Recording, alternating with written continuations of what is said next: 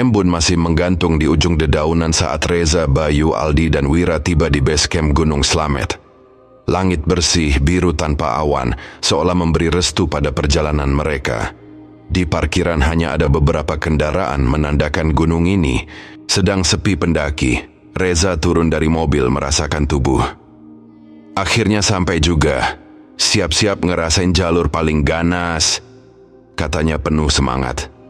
Bayu, yang sedang menyesap kopi dari warung kecil, sambil terkekeh. Ganas apanya? Ini cuma bukit, Gede Aldi menampar bahunya.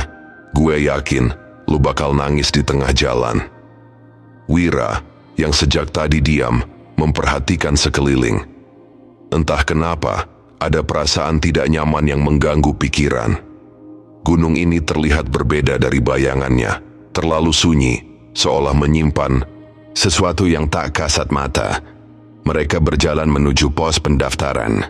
Seorang pria tua duduk di belakang meja kayu usang, menatap mereka dengan tajam. Garis-garisnya mencerminkan pengalaman, seolah telah menyaksikan lebih banyak tragedi daripada kebahagiaan. Nama? Tanyanya datar.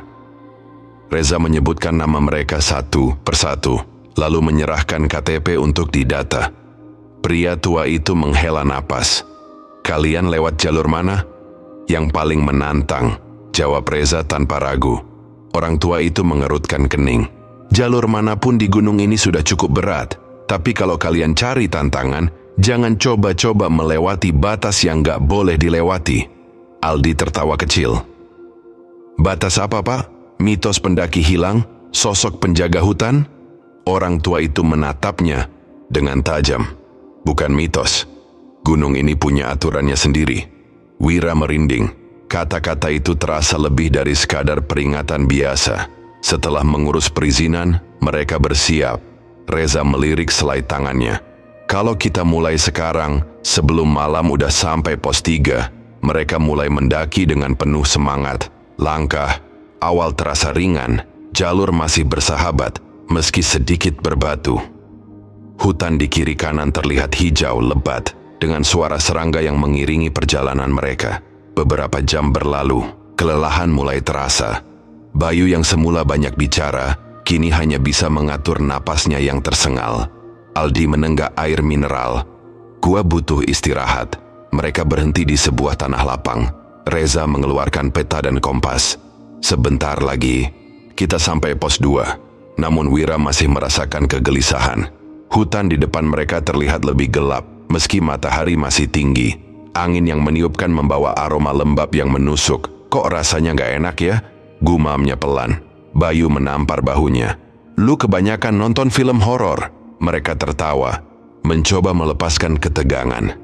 Namun di kedamaian di balik pepohonan yang mulai diselimuti kabut, ada sesuatu yang memperhatikan mereka. Sesuatu yang telah menunggu mereka sejak awal. Angin berembus dingin saat mereka melanjutkan perjalanan. Kabut tipis mulai turun, berbelok ke jalur yang semakin curam. Langkah mereka melambat, napas tersengal. Wira terus merasa ada yang memperhatikan, namun berusaha mengabaikannya. Kok tiba-tiba jadi bersinggungan begini? Tanya Aldi. Matanya berbinar mencoba menembus pekat putih yang menggantung di udara. Gunung Slamet emang sering begini, kabutnya bisa turun kapan aja. Jawab Reza santai.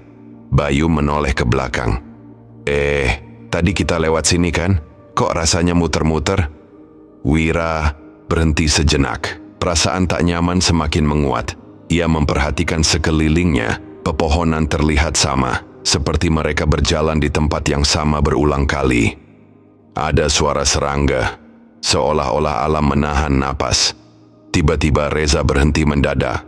Ada apa? Tanya Bayu. Reza menunjuk ke tanah. Sebuah jejak kaki samar terlihat di tanah basah. Namun yang membuat bulu kuduk berdiri, jejak itu tidak mengarah ke depan, melainkan ke belakang. Seolah ada seseorang yang berjalan mundur. Wira menelan ludah. Siapa yang bertanya lewat sini? Mereka saling berpandangan. Tidak ada jawaban. Aldi tertawa kecil, meski terdengar gugup. Mungkin jejak pendaki lain, namun tidak ada tanda-tanda keberadaan orang lain di sekitar mereka. Kabut semakin tebal. Pandangan mereka hanya beberapa meter ke depan. Langkah kaki terasa lebih berat, udara semakin dingin menusuk. Gua nggak suka ini, gumam Wira. Tiba-tiba, terdengar suara langkah cepat di antara pepohonan, bagaikan seseorang berlari di semak-semak, namun tak ada wujudnya. Sial! Siapa itu? Bayu berseru, membelalak. Tak ada jawabannya. Hanya suara nafas mereka sendiri yang terdengar. Mendadak terdengar suara perempuan berbisik di telinga mereka. Suara itu lirih, hampir tidak terdengar namun jelas mengucapkan sesuatu. Jangan lanjut. Aldi merinding. Lo semua dengar itu? Reza mengangguk. Wajahnya kini tidak lagi ceria. Bayu menelan ludah. Mungkin kita harus balik aja. Namun, sebelum mereka bisa mengambil keputusan, sesuatu bergerak di tengah kabut. Sesosok bayangan tinggi berdiri di kejauhan, diam tanpa suara. Mata merah menyala dalam kabut pekat. Bayu menelan ludah, tubuhnya mendadak kaku. Sosok tinggi di jarak itu tidak bergerak, hanya berdiri di balik kabut. Matanya merah menyala seperti bara api. Sial, apa? Bisik Aldi. Suaranya nyaris tak terdengar. Reza mencoba tetap tenang. Jangan panik, jangan lihat ke matanya. Wira merasa napasnya berat. Ada tekanan yang tidak terlihat yang mengikat payudara. Langkahnya mundur perlahan, namun semak-semak di belakangnya bergetar seolah-olah ada sesuatu yang mengintai dari dalamnya. Tiba-tiba, suara itu kembali terdengar. Jangan lanjut. Kalian tidak seharusnya di sini. Bisikan itu datang dari segala arahnya. Pereker angin sendiri yang berbicara. Suara perempuan, lirih, namun menggema di kepala mereka. Aldi menutup telinga. Berhenti, berhenti, nggak mau dengar. Namun suara itu semakin jelas. Pergi. Sebelum terlambat, Bayu tenggelam. Keringat dingin membasahi punggung meskipun udara begitu dingin. Kita harus balik sekarang. Reza memegang bahunya. Kita nggak bisa turun dalam kabut setebal ini. Bisa nyasar lebih jauh.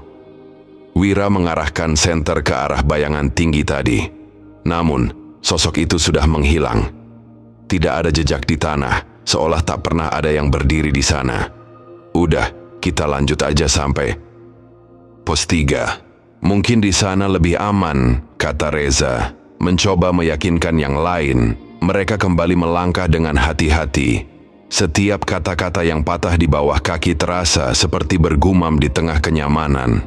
Namun, semakin jauh mereka berjalan, suasananya semakin aneh. Pohon-pohon di sekitar berubah bentuk, batangnya terlihat seperti tangan-tangan kurus yang menjulur ke arah mereka. Wira memperhatikan lingkungan dengan nyaman. Kayaknya kita nggak bergerak kemana-mana. Aldi berhenti. Tunggu, jalur ini Pau, kita sudah lewat tadi. Bayu tersentak. Nggak mungkin, kita jalan lurus terus. Namun tidak ada yang bisa menyangkal kenyataan. Mereka sudah terjebak dalam lingkaran. Tiba-tiba, suara tawa kecil terdengar dari dalam kabut. Suara anak kecil, namun terdengar begitu salah, begitu tidak manusiawi. Wira merinding. Siapa itu? Tak ada jawabannya. Hanya suara langkah-langkah kecil yang berlarian di sekeliling mereka. Lalu sesuatu menyentuh pundak Reza dari belakang. Tangan, dingin, penuh luka. Dan ketika Reza menoleh, mata membelalak dalam teror. Reza menoleh dengan napas tercekat. Mata membelalak saat melihat sosok di belakangnya. Seorang wanita berdiri diam dalam kabut pekat. Tubuhnya kurus kering, kulitnya pucat kebiruan, dengan rambut panjang berantakan menutupi sebagian wajah. Namun, yang membuat Reza hampir berteriak adalah matanya. Kosong, hitam seperti lubang tanpa dasar. Tangan kurusnya masih mencengkeram pundaknya, mencakar kulitnya dengan kuku panjang yang kotor. Reza, ada apa?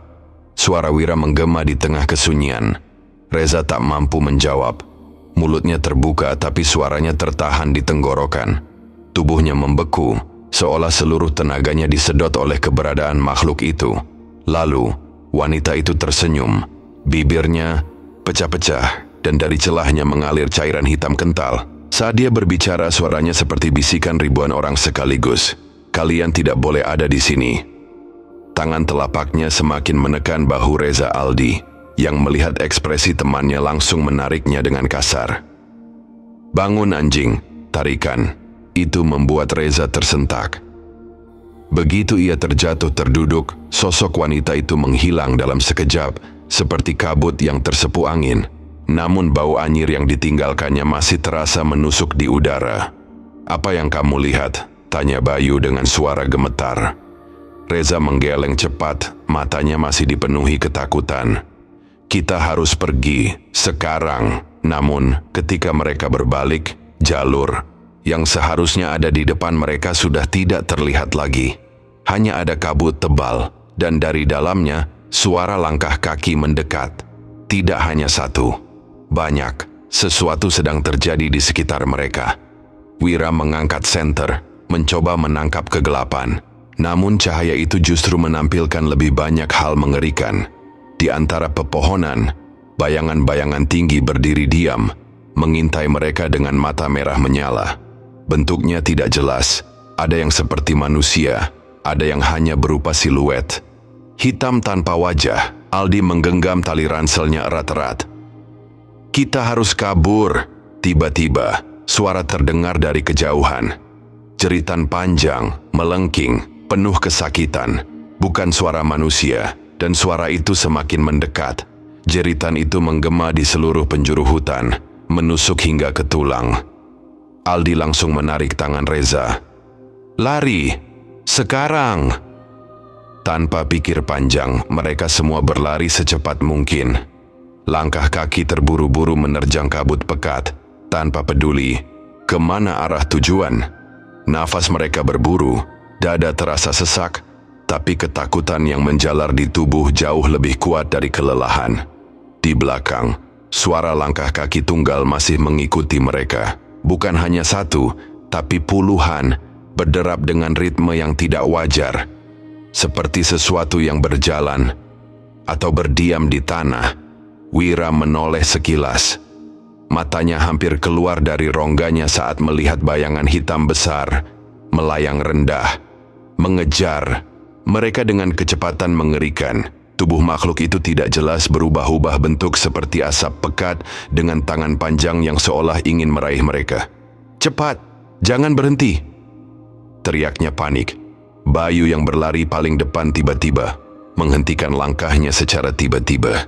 "Berhenti, ada jurang." Aldi yang terlalu cepat berlari hampir menabraknya. Napasnya terputus saat melihat ke depan. Tanah tempat mereka berpijak tiba-tiba berakhir. Di bawah sana, kegelapan menganga seperti mulut raksasa, siap menelan siapa pun yang jatuh ke dalamnya. "Sial! Kita terjebak!"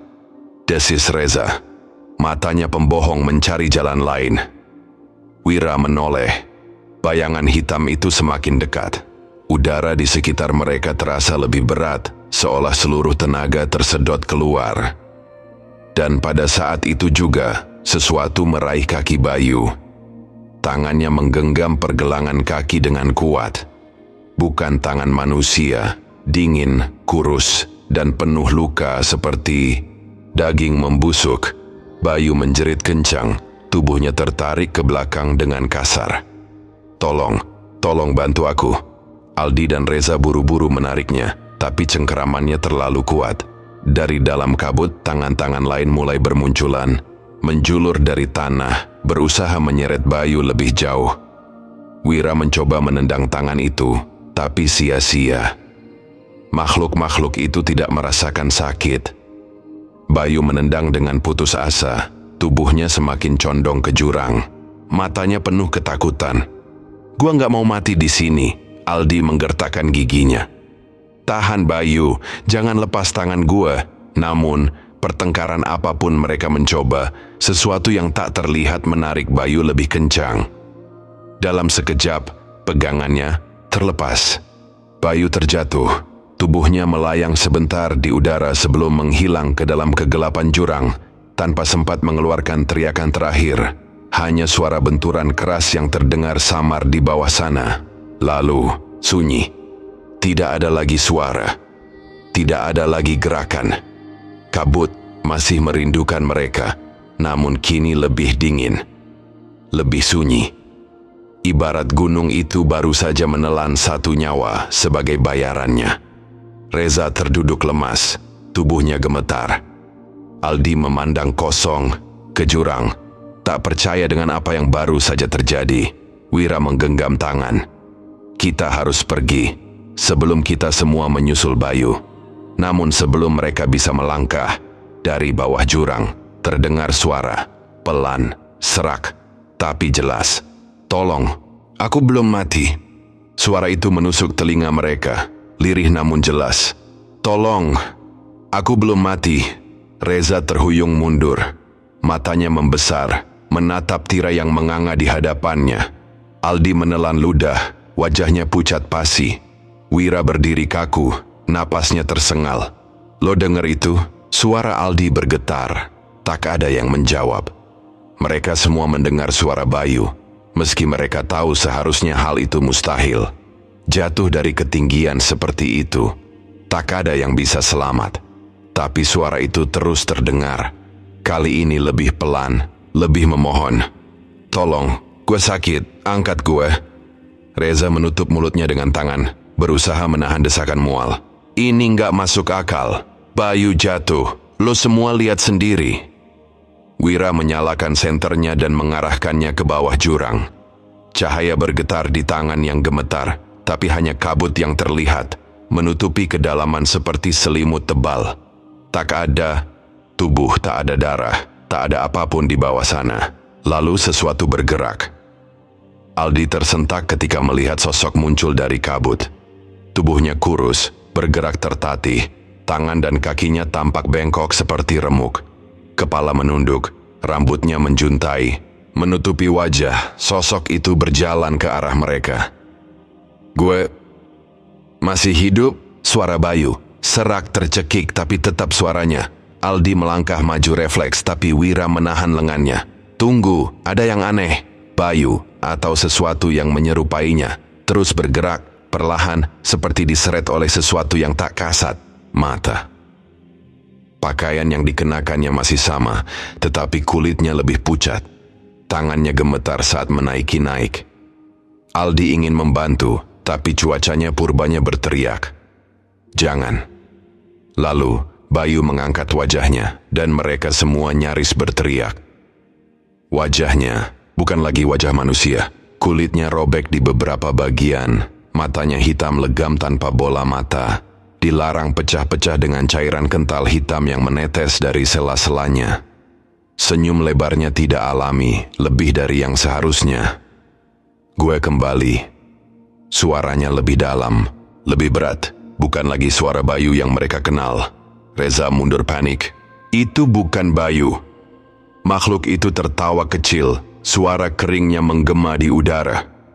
Kemudian, dengan gerakan yang tak masuk akal, ia melompat ke atas dengan kekuatan yang mustahil, mendarat di tepi jurang dengan tubuh membungkuk aneh. Seketika udara di sekitar mereka menjadi lebih dingin.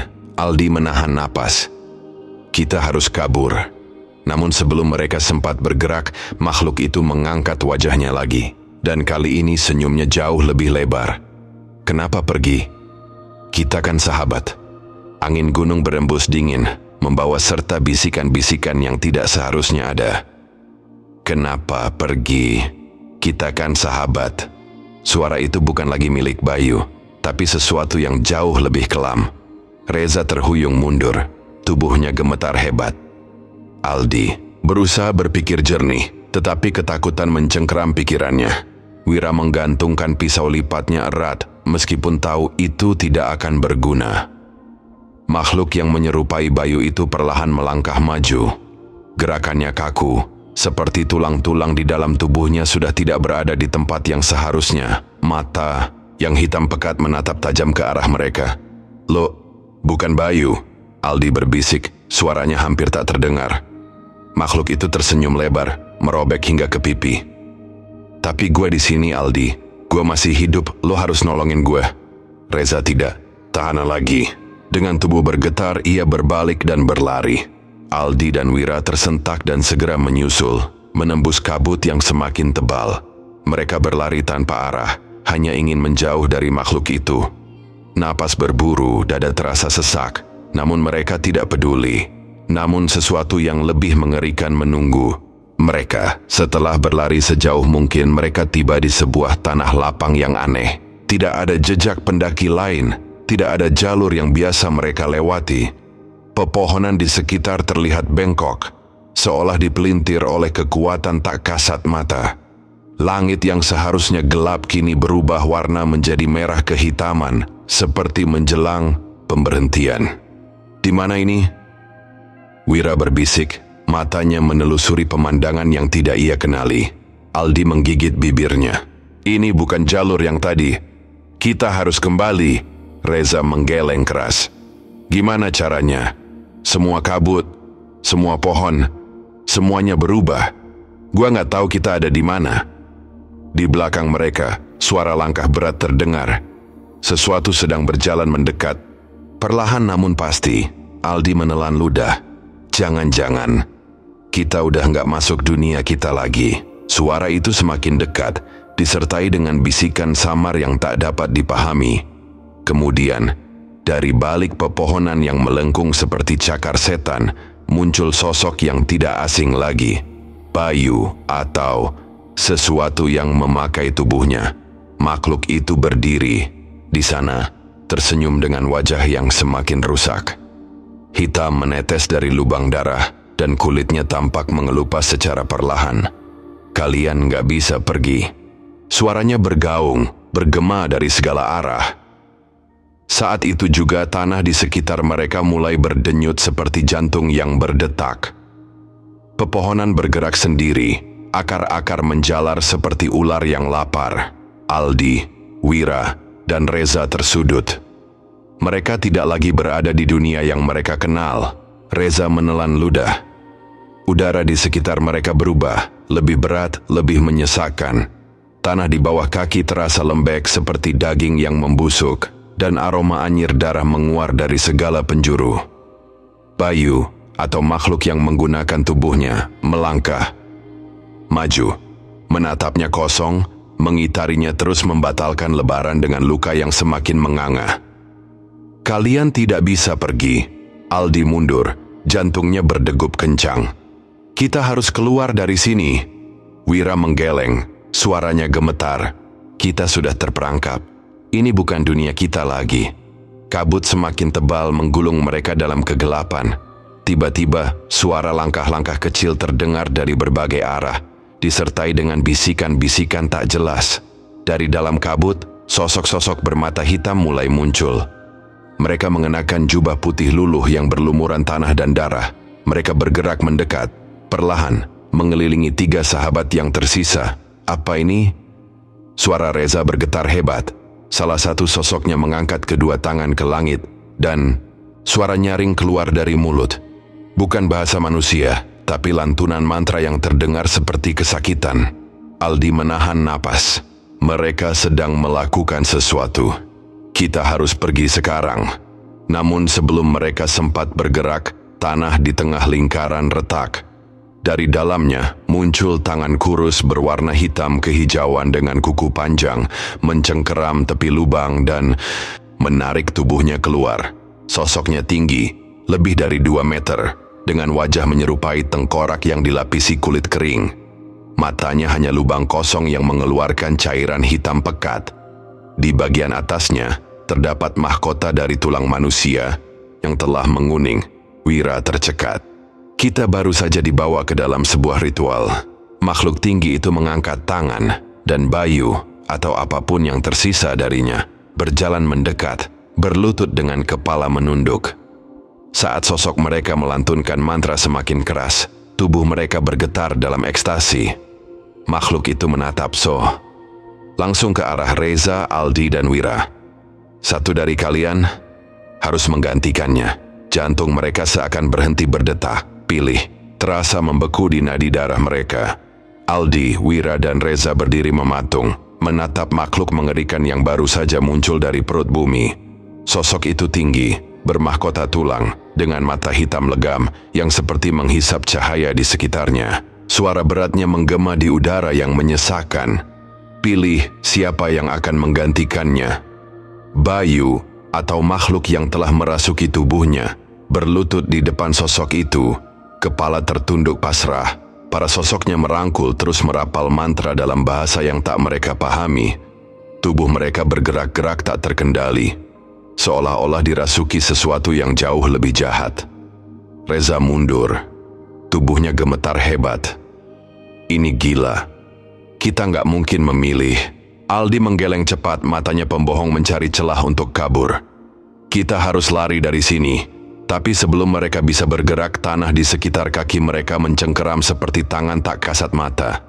Wira berusaha melepaskan kakinya, namun semakin ia meronta, semakin kuat cengkeramannya.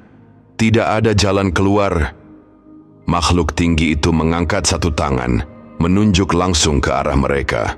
Pilih, atau kalian semua akan mati. Jantung mereka berdegup kencang. Aldi menatap Wira dan Reza dengan nafas tersengal. Gimana kalau kita lawan? Lawan gimana? Ini bukan manusia, Aldi.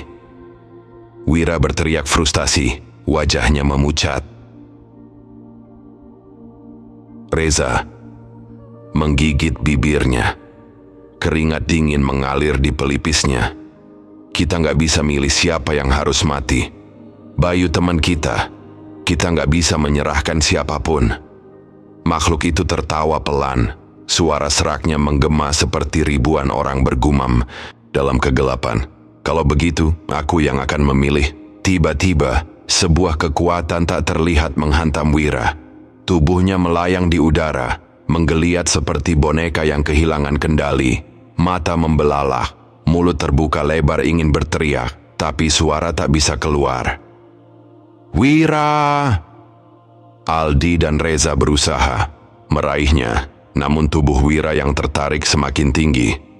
Makhluk itu mengangkat kedua tangannya, dan dari mulut Wira, darah hitam mulai menetes.